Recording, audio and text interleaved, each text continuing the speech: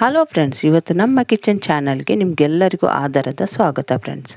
ಇವತ್ತು ನಾನು ನಿಮಗೆ ಪೈನಾಪಲ್ ಗೊಜ್ಜು ಯಾವ ರೀತಿ ಮಾಡ್ಬೋದು ಅಂತ ಈ ವಿಡಿಯೋದಲ್ಲಿ ತೋರಿಸಿದ್ದೇನೆ ಫ್ರೆಂಡ್ಸ್. ಒಂದು ಪಾತ್ರೆಗೆ ಒಂದು ಚಮಚ ಎಣ್ಣೆ ಹಾಕ್ಕೊಂಡು ಅದಕ್ಕೆ ಒಂದು ಅರ್ಧ ಚಮಚದಷ್ಟು ಉದ್ದಿನಬೇಳೆ, ಒಂದು 1/4 ಟೇಬಲ್ ಸ್ಪೂನಷ್ಟು ಜೀರಿಗೆನ ಹಾಕ್ಕೊಂಡಿದ್ದೇನೆ. ಆದರೆ ಗ್ಯಾಸನ್ನು ಮಾತ್ರ ನೀವು ಸಣ್ಣ ಉರಿಯಲ್ಲಿ ಇಟ್ಕೋಬೇಕು ಫ್ರೆಂಡ್ಸ್.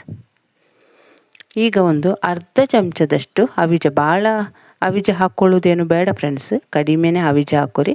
ಮತ್ತು ಒಂದು 1/4 ಟೇಬಲ್ ಸ್ಪೂನ್ ಕಡಿಮೆ, ಅದಕ್ಕಿಂತಲೂ ಕಡಿಮೆ ಮೆಂತ್ಯ ಕಾಳನ್ನು ಹಾಕ್ಕೋಬೇಕು.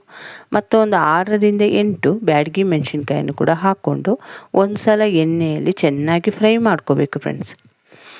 ಯಾರಾದರೂ ನಮ್ಮ ಕಿಚನ್ ಚಾನಲನ್ನು ಹೊಸದಾಗಿ ನೋಡಿದರೆ ಈ ಚಾನಲನ್ನು ಸಬ್ಸ್ಕ್ರೈಬ್ ಮಾಡ್ಕೊಳ್ಳಿ.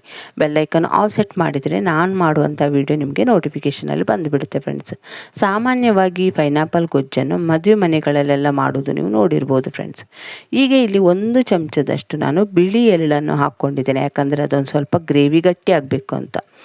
ಈಗ ನೀವು ಬಿಳಿ ಎಳ್ಳು ಹಾಕಿದ ಮೇಲೆ ಅದು ಚೆನ್ನಾಗಿ ಚಟಪಟ ಅಂತ ಸಿಡಿಯೋವರೆಗೆ ಗ್ಯಾಸನ್ನು ಸಣ್ಣ ಉರಿಯಲ್ಲಿಟ್ಟು ಫ್ರೈ ಮಾಡ್ಕೋಬೇಕು. ಇಲ್ಲಿ ಒಂದು ಅರ್ಧ ಕಪ್ಪಷ್ಟು ಒಣ ಕೊಬ್ಬರಿ ಹಾಕ್ಕೊಂಡಿದ್ದೇನೆ ಫ್ರೆಂಡ್ಸ್. ನಿಮಗೆ ಈ ಫಂಕ್ಷನ್ಗಳಲ್ಲಿ ಇರುವಂತಹ ಪೈನಾಪಲ್ ಗೊಜ್ಜು ಬೇಕಂದರೆ ನೀವು ಇಲ್ಲಿ ಒಣ ಕೊಬ್ಬರಿನೇ ಹಾಕ್ಕೊಂಡು ಅದನ್ನು ಕೂಡ ಒಂದು ಸಲ ಚೆನ್ನಾಗಿ ಫ್ರೈ ಮಾಡ್ಕೋಬೇಕು ಫ್ರೆಂಡ್ಸ್. ಈ ರೀತಿ ಒಂದು ಸಲ ಚೆನ್ನಾಗಿ ಫ್ರೈ ಆದಮೇಲೆ ಅದನ್ನು ತಣ್ಣಗಾಗೋದಕ್ಕೆ ಬಿಟ್ಬಿಡೋಣ. ಇಲ್ಲಿ ಒಂದು 2 ಟೇಬಲ್ ಸ್ಪೂನಷ್ಟು ಎಣ್ಣೆ ಹಾಕ್ಕೊಂಡಿದ್ದೇನೆ. ಎಣ್ಣೆ ಚೆನ್ನಾಗಿ ಬಿಸಿ ಆದಮೇಲೆ ಸಾಸಿವೆ ಹಾಕ್ಕೋಬೇಕು. ಯಾವುದೇ ಒಗ್ಗರಣೆಗಿರ್ಬೋದು ಫ್ರೆಂಡ್ಸ್, ಎಣ್ಣೆ ಬಿಸಿ ಆದಮೇಲೆ ಸಾಸಿವೆ ಹಾಕ್ಕೋಬೇಕು. ಈಗ ಸಾಸಿವೆ ಎಣ್ಣೆಯಲ್ಲಿ ಸಿಡಿದ ಮೇಲೆ ನಾನು ಒಂದು 2 ಎಸಳು ಕರಿಬೇವನ್ನು ಕೂಡ ಇಲ್ಲಿ ಹಾಕ್ಕೊತಿದ್ದೇನೆ. ಅದರ ಜೊತೆಗೇ ಒಂದು ಬ್ಯಾಡಗಿ ಮೆಣಸಿನ್ಕಾಯನ್ನು ಸಣ್ಣದಾಗಿ ಕಟ್ ಮಾಡಿಕೊಂಡು ಅದನ್ನು ಕೂಡ ಹಾಕ್ಕೊಳ್ಳೋಣ. ಜೊತೆಗೆ ಒಂದು ಸ್ವಲ್ಪ ಇಂಗನ್ನು ಕೂಡ ಹಾಕ್ಕೊತಿದ್ದೇನೆ. ಇದು ಅನ್ನದ ಜೊತೆ ಇರ್ಬೋದು, ಚಪಾತಿ ಜೊತೆ ತುಂಬ ರುಚಿಯಾಗಿರುತ್ತೆ ಫ್ರೆಂಡ್ಸ್. ಈ ಮೆಥಡಲ್ಲಿ ನೀವು ಪೈನಾಪಲ್ ಗೊಜ್ಜು ಮಾಡಿ ಯಾವ ರೀತಿ ಬಂತು ಅಂತ ನನಗೆ ಕಾಮೆಂಟ್ ಸೆಕ್ಷನಲ್ಲಿ ತಿಳಿಸಿ ಫ್ರೆಂಡ್ಸ್. ಇಲ್ಲಿ ಒಗ್ಗರಣೆ ಎಲ್ಲ ರೆಡಿ ಆದಮೇಲೆ ನಾನು ಇದಕ್ಕೆ 1 ಬೌಲಷ್ಟು ಪೈನಾಪಲನ್ನು ಹಾಕ್ಕೊಂಡಿದ್ದೇನೆ. ನೀವು ವಿಡಿಯೋದಲ್ಲಿ ನೋಡ್ತಿರ್ಬೋದು, ಸ್ವಲ್ಪ ಹಣ್ಣಾಗಿರುವಂಥ ಪೈನಾಪಲನ್ನೇ ಹಾಕ್ಕೊತೇನೆ ಫ್ರೆಂಡ್ಸ್. ಅದು ಒಗ್ಗರಣೆಯಲ್ಲಿ ಒಂದು ಸ್ವಲ್ಪ ಬೇಯ್ಬೋದು, ಆದರೆ ಒಂದು 1/4 ಕಪ್ ನೀರು ಹಾಕಿ ನಾನು ಅದನ್ನು ಒಂದು 5 ನಿಮಿಷ ಬೇಯೋದಕ್ಕೆ ಬಿಡ್ತಿದ್ದೇನೆ ಫ್ರೆಂಡ್ಸ್. ಯಾಕಂದರೆ ಅದರಲ್ಲೂ ನೀರಿನ ಅಂಶ ಇರೋದರಿಂದ ಒಂದು ಅರ್ಧ ಗ್ಲಾಸ್ ಅಷ್ಟೇ ನೀರು ಸಾಕು, ಭಾಳ ನೀರನ್ನು ಹಾಕ್ಕೋಬೇಡಿ.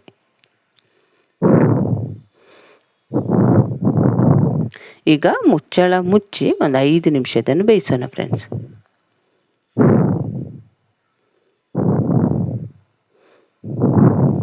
ಈಗ 5 ನಿಮಿಷ ಆದಮೇಲೆ ನಾನು ನಿಮಗೆ ತೆಗೆದು ತೋರಿಸಿದ್ದೇನೆ ಫ್ರೆಂಡ್ಸ್.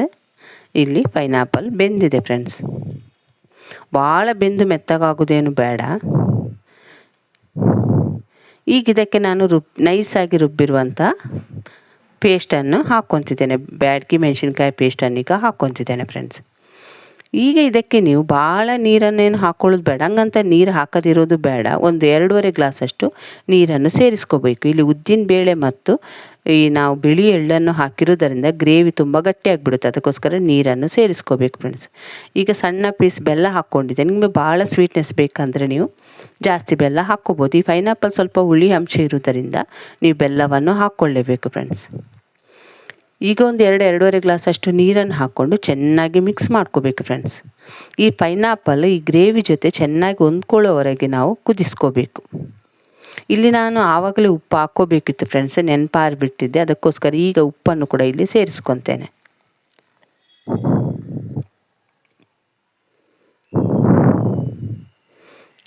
ಈ ವಿಡಿಯೋದಲ್ಲಿ ನೋಡ್ತಿದ್ದೀರಿ ನೀವು, ಇನ್ನೂ ಒಂದು ಸಲ ಚೆನ್ನಾಗಿ ಕುದಿಬೇಕು ಫ್ರೆಂಡ್ಸ್. ಇಲ್ಲಿ ಉಪ್ಪು ಖಾರ ಅಥವಾ ಸ್ವಲ್ಪ ಸ್ವೀಟ್ನೆಸ್ ಏನಾದರೂ ಬೇಕಾದರೆ ನೀವು ಸೇರಿಸ್ಕೋಬಹುದು. ಈ ವಿಡಿಯೋ ಏನಾದರೂ ನಿಮ್ಗೆ ಇಷ್ಟ ಆದರೆ ಲೈಕ್ ಮಾಡಿ, ಶೇರ್ ಮಾಡಿ, ಆದಷ್ಟು ನಮ್ಮ ಚಾನಲನ್ನು ಸಪೋರ್ಟ್ ಮಾಡಿ ಫ್ರೆಂಡ್ಸ್.